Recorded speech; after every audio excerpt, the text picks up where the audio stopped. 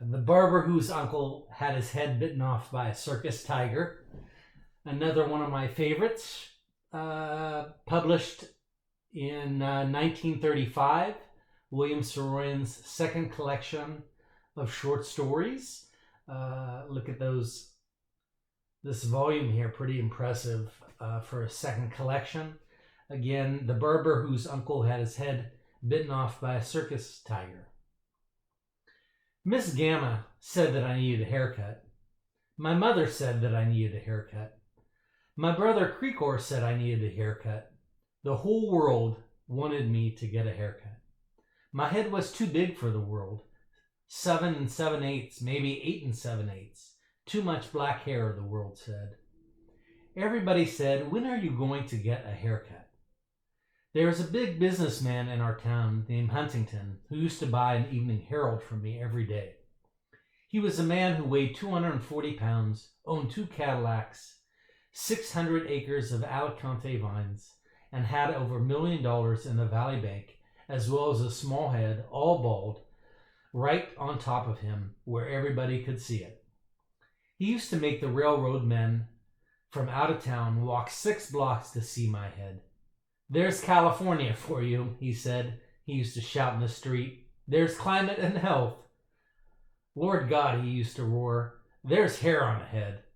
Miss Gamma was pretty bitter about the size of my head.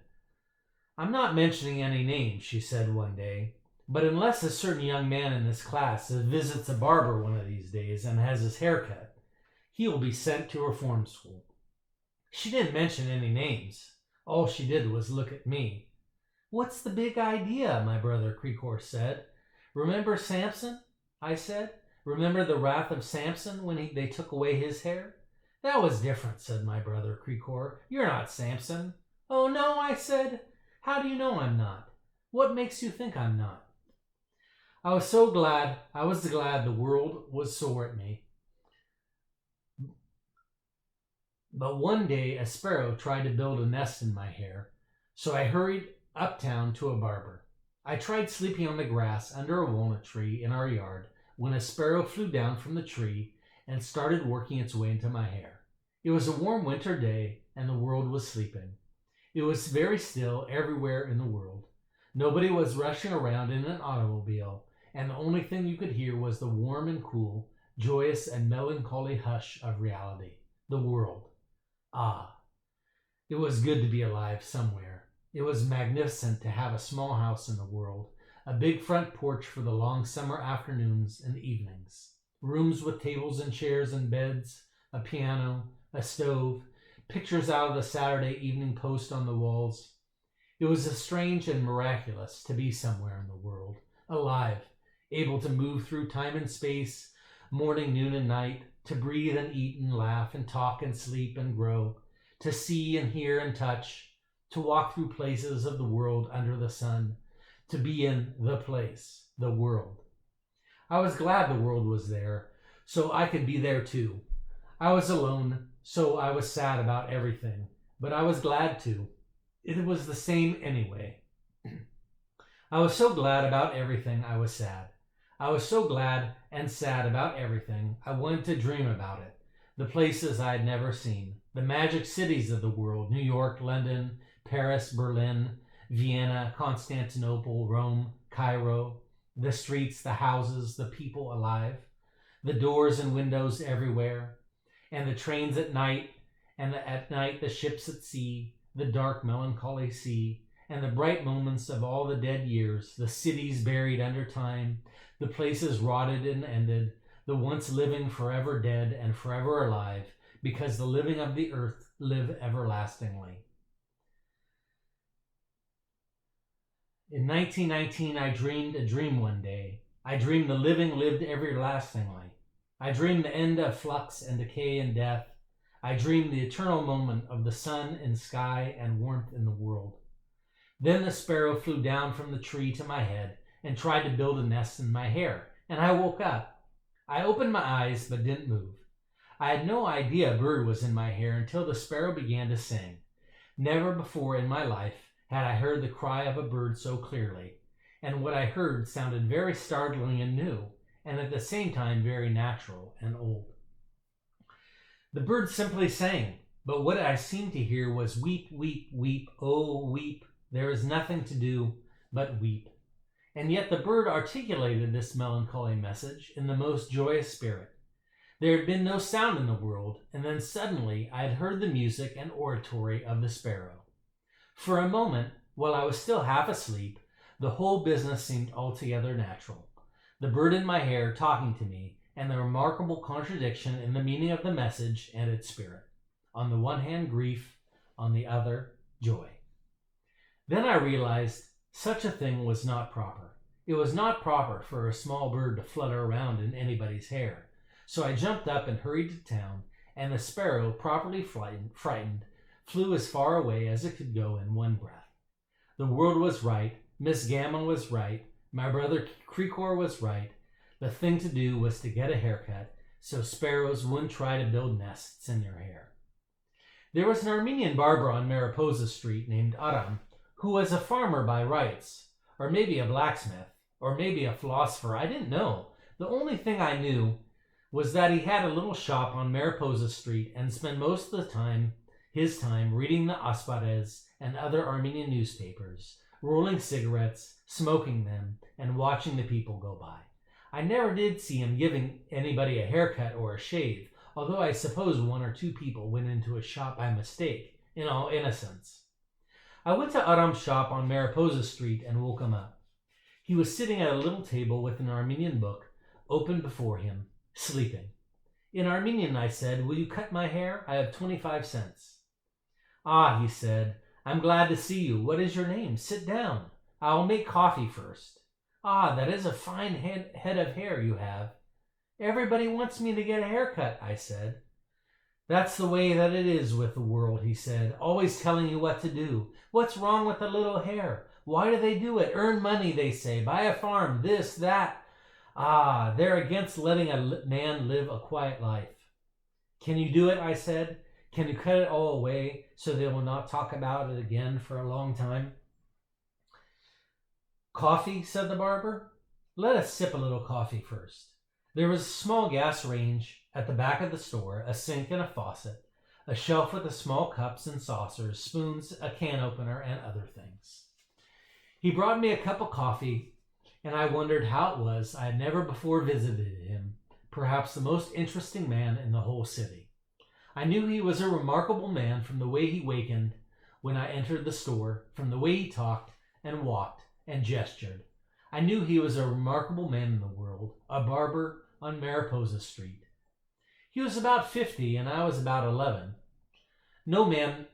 He was no taller than I was and no heavier, but his face was the face of a man who has found out, who knows, who is wise and yet loves, and is not unkind. When he opened his eyes, his glance seemed to say, "The world?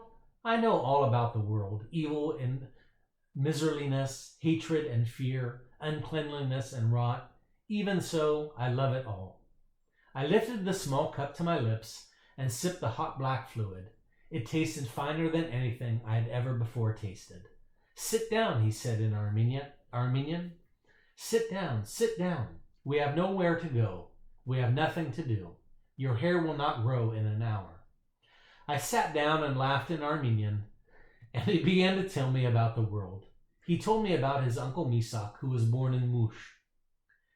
We drank the coffee, and then I got into the chair and he began to cut my hair. He gave me the worst haircut I had ever gotten, much worse than the ones that I had gotten at the barber college across the tracks for free. But he told me about his poor Uncle Misak, and none of the student barbers across the tracks could make up a story like that. The whole bunch of them put together couldn't do it. I wouldn't be surprised if all the student barbers in the world couldn't make up a story half as good as the sad story of his poor Uncle Misak and the circus tiger. I went out of the shop with a very bad haircut, but I didn't care about that. He wasn't a barber anyway. He was just pretending to be a barber, so his wife wouldn't bother him too much. He was just doing that to satisfy the world. All he wanted to do was to read and talk to decent people. He had 5 children, 3 boys and 2 girls. but they were all like his wife, and he couldn't talk to them. All they wanted to know was how much he was making. My poor Uncle Misak, he said to me, was born a long time ago in Mush, and he was a very wild boy, although he was not a thief. He was wild with people who thought they were strong, and he could wrestle any two boys in this whole city, and if necessary, their fathers and mothers at the same time. Their grandmothers and grandfathers too, he said. So everybody said to my poor Uncle Misak, Misak, you are strong. Why don't you be a wrestler and earn money? So Misak became a wrestler. He broke the bones of 18 strong men before he was 20. And all he did with his money was eat and drink and give the rest to children. He didn't want money. Ah, he said, that was a long time ago. Now everybody wants money. They told him he would soon be sorry someday, and of course they were right. They told him to take care of his money because someday he would no longer be strong and he would not be able to wrestle and he would have no more money. And the day came. My poor Uncle Misak was 40 years old and no longer strong, and he had no money. They laughed at him, and he went away. He went to Constantinople. Then he went to Vienna. Vienna, I said. Your Uncle Misak went to Vienna? Yes, of course, said the barber. My poor Uncle Misak went to many places. In Vienna, he said, my poor uncle could not find work, and he nearly starved to death. But he did not steal so much as a loaf of bread. No, he stole nothing. Then he went to Berlin. Ah, there is a place in the world. There, too, my poor Uncle Misak nearly starved to death. He was cutting hair left and right. I could see the black hair on the floor and feel my head becoming colder and colder with exposure, and smaller and smaller. Ah, Berlin, he said, cruel city of the world, streets and streets and houses and people, but not one door for my poor Uncle Misak, not one room, not one table, not one friend. Ah, God, I said, this is the loneliness of man in the world, this tragic loneliness of living. And, said the barber, it was the same in Paris, the same in London, the same in New York, the same in South America. It was the same everywhere. Streets and streets, houses and houses, doors and doors, but no place in the world for my poor Uncle Misak. Ah, God, I prayed, protect him. Father in heaven, protect him. In China, said the barber, my poor Uncle Misak met an Arab who was a clown in a French circus. The Arab clown and my Uncle Misak talked together in Turkish. The Arab clown said, Brother, are you a lover of man and animals? And my uncle said, Misak said, Brother, I love everything in God's holy firmament, men and animals and fish and fowl and rock and fire and water and everything seen and unseen. And the Arab clown said, Brother, can you love a tiger, even a ferocious jungle tiger? And my Uncle Misak said, Brother, my love for the ferocious jungle beast is unbounded. Ah, my Uncle Misak was an unhappy man. Ah, God, I said. The Arab clown was glad, very glad, to hear about my uncle's love for the wild beasts of the jungle, for he too was a very brave man. Brother, he said to my uncle, could you love a tiger enough to place your head into its yawning mouth? Protect him, God, I prayed. And, said Aram the barber, my Uncle Misak said, Brother, I could. And the Arab clown said, will you join the circus? Yesterday the tiger carelessly closed its mouth around the head of poor Simon Perigord, and there is no longer anyone in the circus with such great love for the creations of the infinite God. My poor Uncle Misak was weary of the world, and he said, Brother, I will join the circus and place my head into the yawning mouth of the tiger 12 times a day. Twice a day will be enough. That's not necessary. So my poor Uncle Misak joined the French circus in China and began placing his head into the yawning mouth of the tiger. This circus, said the barber, traveled from China to India, from India to Afghanistan, from Afghanistan to Persia, and there in Persia it happened. The tiger and my poor Uncle Misak became very good friends. In Tehran, in that old decaying city, the tiger grew savage again. It was a very hot day, and everyone felt ugly. The tiger felt very angry and ran about all day. My poor Uncle Misak placed his head into the yawning mouth of the tiger in Tehran, that ugly, rotting city of Persia, and he was about to take his head out of the tiger's mouth when the tiger, full of the ugliness of things living on earth, clamped its jaws together. I got out of the chair and saw a strange person in the mirror, myself. I was scared and all my hair was gone. I paid Aram the barber 25 cents and went home. Everybody laughed at me. My brother Krikor said he had never seen such a crazy haircut before. He was all right, though. All I could think about for weeks was the barber's poor Uncle Misak, whose head was bitten off by a circus tiger.